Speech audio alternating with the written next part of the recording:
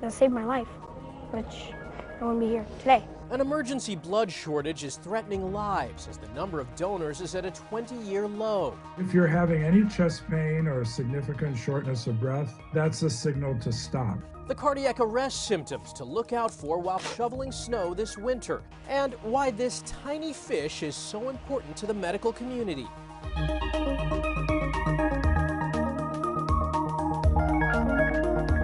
Welcome to Eye on Health, where we focus on stories that affect your physical and mental well-being. I'm Michael George. We begin with alarming new research about the bottled water you buy at the grocery store. Scientists at Columbia and Rutgers found an average liter contains nearly 250,000 particles of nanoplastics, each a fraction of the width of a human hair. As Christian Benavides explains, this could cause serious health issues. Brian and Katie Feely say they usually have their reusable water bottles on them, but you can't always avoid plastic. We typically will only do that if we go out, like we were just out to get lunch. New research suggests bottled water contains a lot of something we can't see. On average, 250,000 particles, including both microplastics and nanoplastics per liter. This study from researchers at Columbia University looked at multiple samples of 3 common bottled water brands. They used a special type of microscope that for the first time was able to detect microscopic nanoplastics. Being able to see smaller and then being able to tell what type of plastic chemical composition is that. Researchers say the plastic seems to be coming from the bottle as well as filters used in the products. It's groundbreaking. Dr. Sherry Mason from Penn State Barron studies plastic pollution in fresh water. Their findings are significant because once you're looking at a particle that is smaller than 100 microns, it can actually make its way across the gastrointestinal tract, be carried in your blood, and end up in your organs. Dr. Mason feels the study can help scientists understand the possible health impacts of these particles. She says growing research indicates reducing exposure to these nanoplastics is a good idea. Should we be drinking tap water over bottled water? Absolutely. Statistically, it's just a lot safer for you than bottled water. Remembering your reusable mug. And it's not just bottled water. Dr. Mason says we should be thinking about all the ways we may be exposed to plastics. Christian Benavides, CBS News. Deaths in toddlers are very rare, but they still devastate hundreds of families in the United States each year. Now, researchers have identified a potential cause of the tragic medical mystery. Jared Hill reports on a new study. Crib video from November 2022 shows 17-month-old Hayden Fell playing happily in his family's Maryland home. The next morning, his dad couldn't wake him up. It was every parent's nightmare. Hayden had become one of several hundred U.S. toddlers and preschoolers who die suddenly every year of unknown causes. It's much less common than sudden infant death syndrome, and more of a mystery. SIDS is extraordinarily well known. SUDC, or sudden unexplained death in childhood, which is the continuation just after age 1, is rarely discussed. With the help of Hayden's crib camera and videos of other toddlers who died unexpectedly, researchers from NYU Langone Health say they've observed seizures that happened within 30 minutes before the children died. All I know is that he had a seizure. Hayden's mom said he'd had seizures in the past when he got sick with a fever, but he always recovered quickly. A febrile seizure is a seizure event which can be a major convulsion, or they can be more minor, but they are limited to in illness, typically with fever, and in children, the tendency should be outgrown, and they're benign. Now Hayden's mom hopes the new research will lead to answers. If he could help one family, that's what we wanted. She says his life was too precious to not try to do something positive with this tragedy.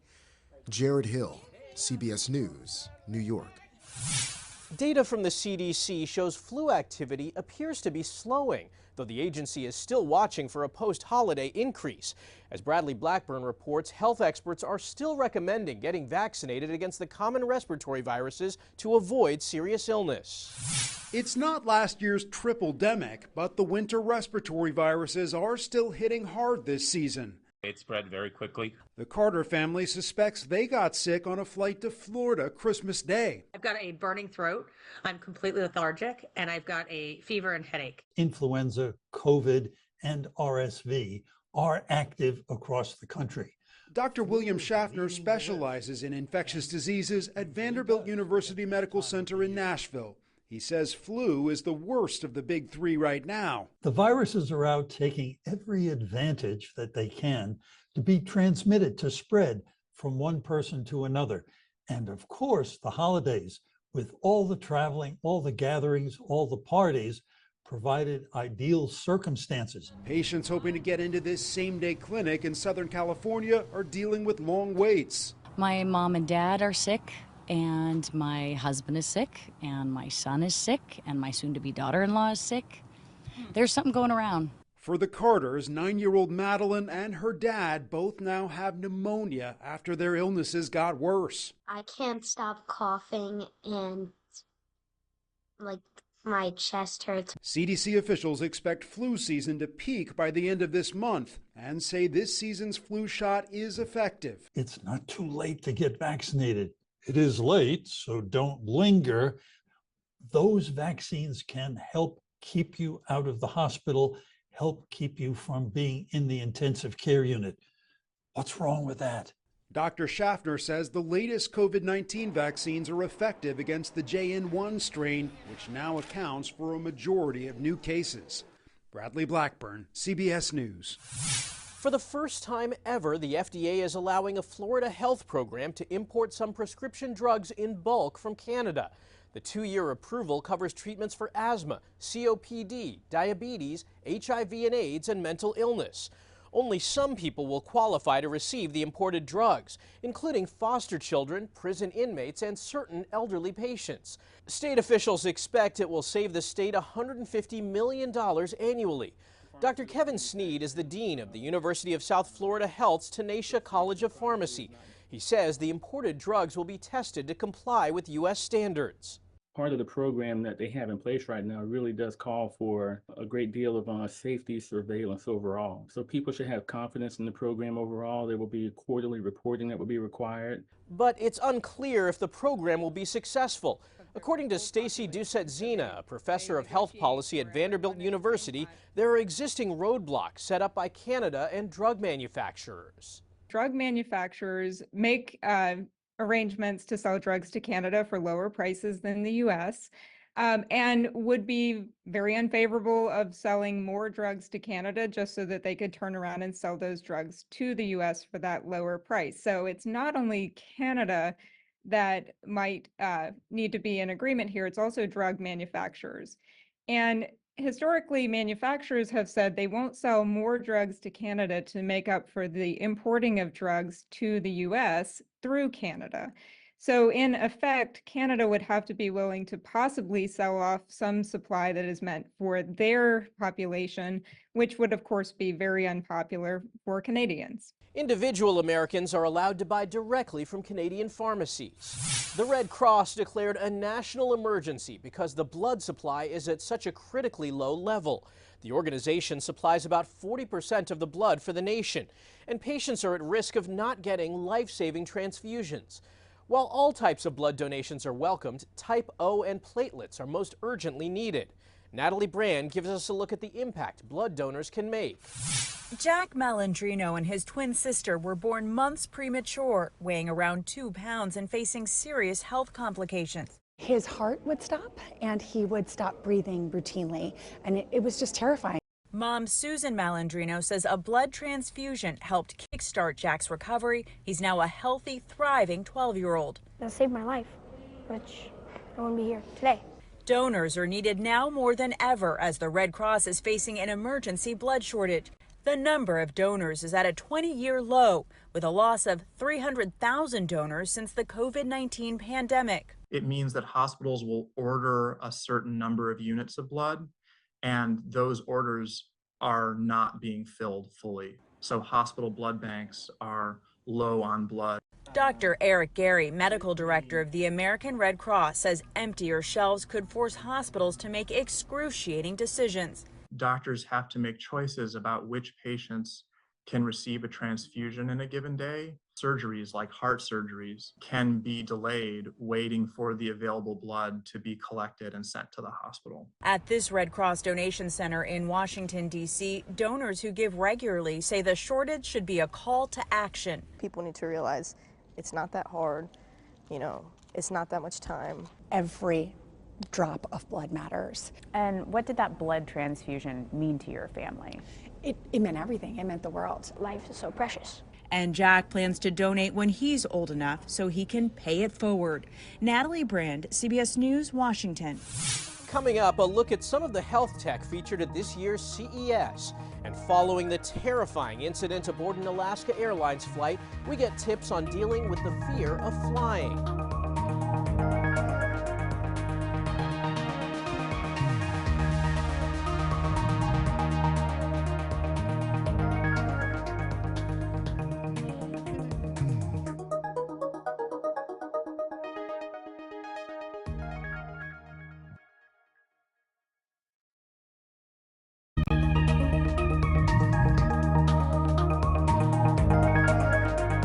Welcome back.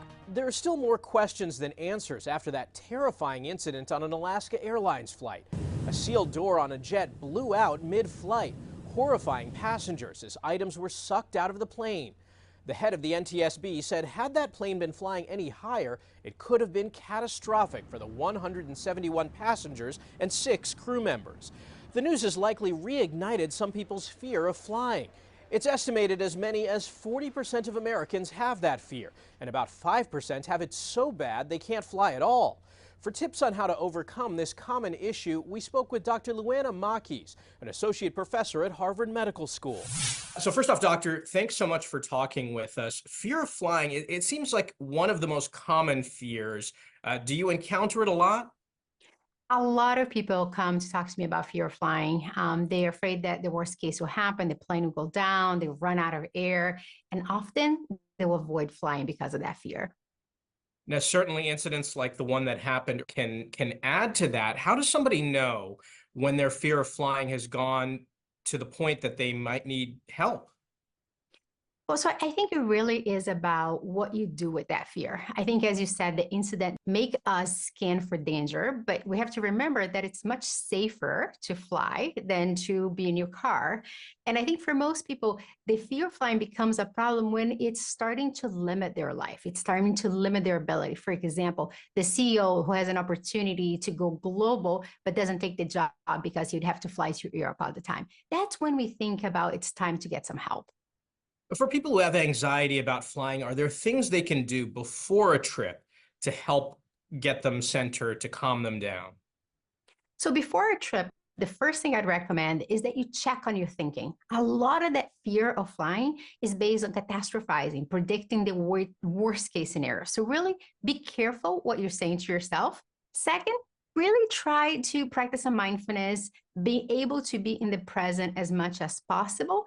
But the most important thing when it comes to fear of flying is approach instead of avoiding. So get on that plane and fly as often as you can. Do you find that in treating a fear of flying that it's some of the similar things you would use to treat other kinds of fears? Are there similar characteristics of it? Most fears is really that we are predicting something is going to happen, we can't handle it, and we start to avoid. So across all fears, the first thing we need to identify is avoidance. And in this case, is obvious. People are not flying or they're white knuckling when they're flying. And then for the treatment of fears, we practice something called exposure therapy, which basically means face your fears gradually. So for somebody that's afraid of flying, at times I start by just watching flights on YouTube, take off and land. And for some people that is, anxiety provoking enough. Eventually we want to get somebody on a plane, but it's slowly approaching the thing you're fearful of and getting your brain to learn that it's a false alarm and that you can handle it. All right. Well, doctor, thank you so much for your time. We appreciate it. Thank you for having me. YouTube is making it easier to find potentially life-saving videos. Search for how to stop an overdose or how to do CPR, and verified videos from health organizations like Mass General Brigham will be pinned at the top of the page. and press firmly in the middle of the chest. Begin 2 compressions per second. Videos for CPR, choking, bleeding, heart attack, stroke, seizure, and opioid overdose are all available in English and Spanish, with more languages on the way.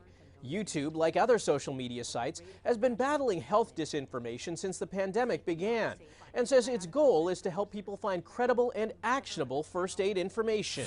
Now that we're in the midst of the winter, it's important to remember the cardiovascular risk that comes with a heavy snowfall. A 2017 study from Canadian researchers found a man's risk of dying from a heart attack increases 34% when it snows more than 7 inches. In the U.S., about 100 people die every year while shoveling snow.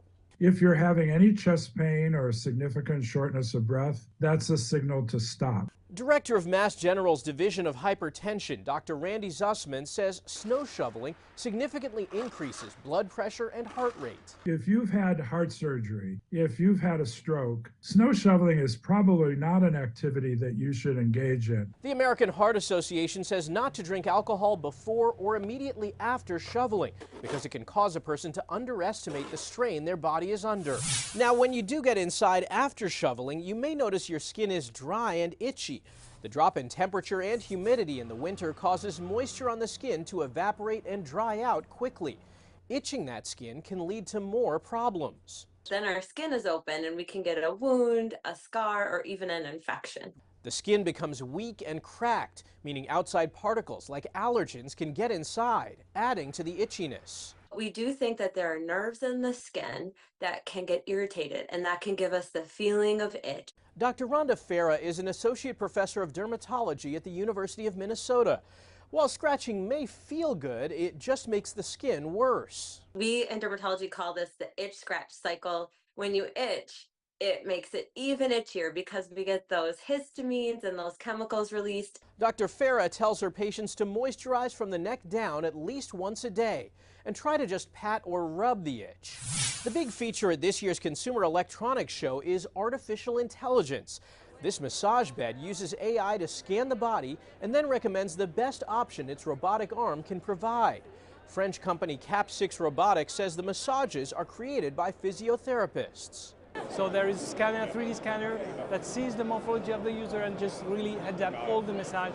Another French company, Barracuda, is showing off its AI-powered mirror, BeMind. A moment of peace or joyful memory.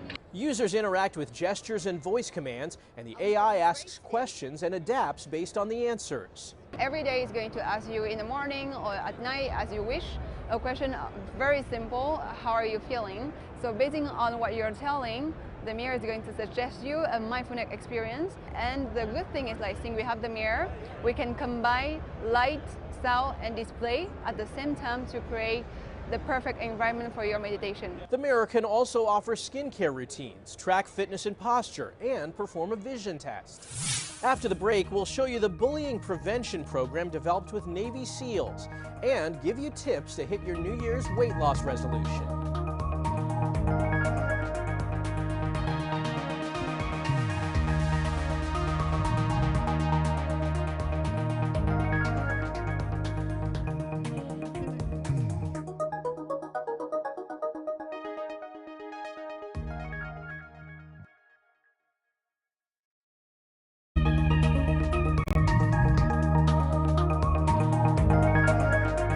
Welcome back. Some of the most popular New Year's resolutions are health-based. So how are they going? Researchers say we eat about twice as much on Christmas compared to a normal day. And while up to half of holiday weight gain is quickly lost, the other half remains. To shed those pounds, CBS News medical contributor Dr. Celine Gounder encourages eating the right foods. Low carbohydrate diets do tend to promote weight loss, but the nutritional value of the diet still really matters.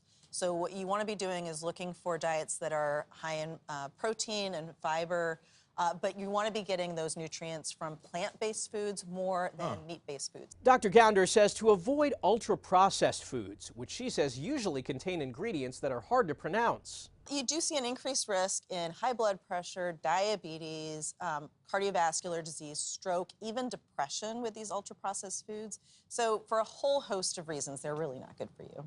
Ultra-processed foods tend to be cheaper, Dr. Gounder says making healthy foods more affordable is part of the solution when fighting food insecurity.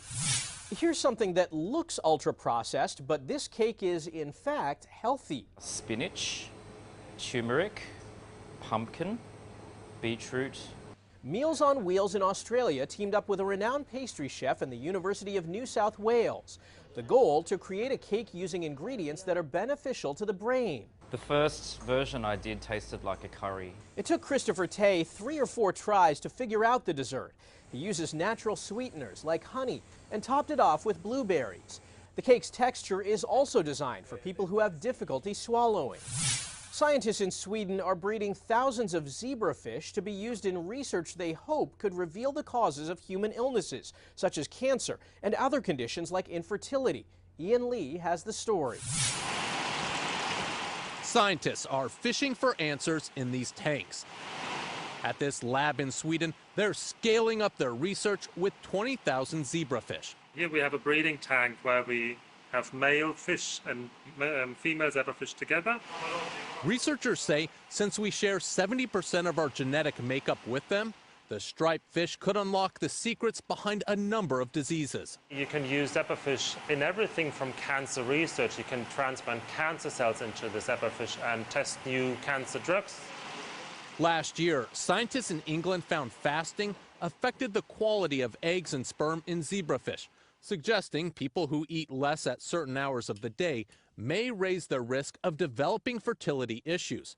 But more studies are needed.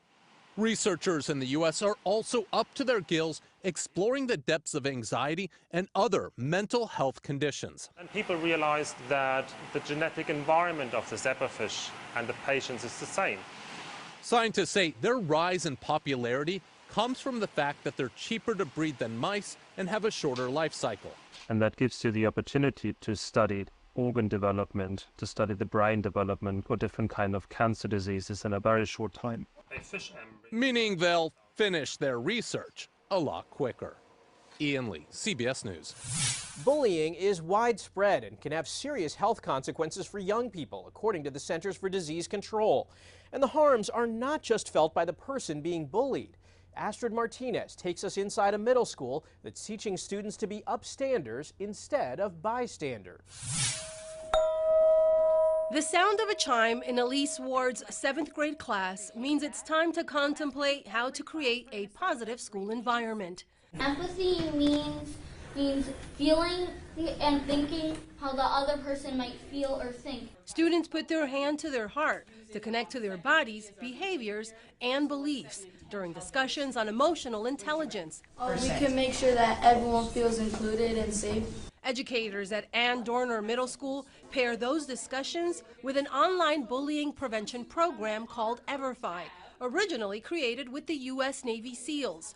Students are asked to stand up for others, not able to stand up for themselves. We're letting them understand the importance of having that integrity and having that resilience and that leadership so that when they can go out into the world, they can make those changes. The program is tailored for each grade, from kindergarten through high school, and students independently move through the lessons. You can choose whichever one you want. Okay, so So you which can one click would on you a like? picture. Yeah, Okay. which one would you like? EverFi says it's now in 1/4 of all schools nationwide, and student surveys show progress. There has been an increase in the number of students that have actually gone and asked for support from an adult, but we have also seen a decrease in students deciding not to intervene. Students we spoke with say the program has empowered them to get involved. Asking an adult or going to them and making sure they're okay, or even talking to the bully. They say being a bystander is no longer an option. Astrid Martinez, CBS News, Ossining, New York. That's this week's Eye on Health. I'm Michael George. Thanks for joining us and be well.